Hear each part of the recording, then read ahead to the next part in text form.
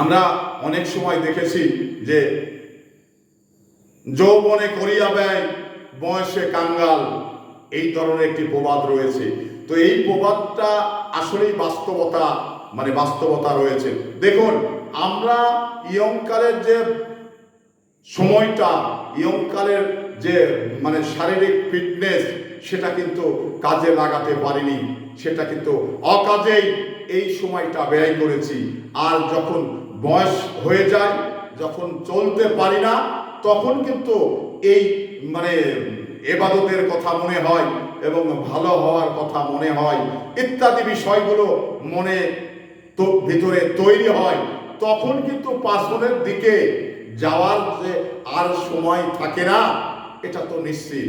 তো এই কারণেই যারা যুবক, যারা সতেজ ইয়ং, তারা উপযুক্ত সময়ে উপযুক্ত কাজগুলো করে আপনাকে যেন এই পস্তাতে না হয়, সেদিকে বিষয়টি লক্ষ্য রেখে আপনার মূল্যবান সময়টা অবহেলা নষ্ট না করে কাজে পরিণত করেন, কাজে লাগিয়ে দেন।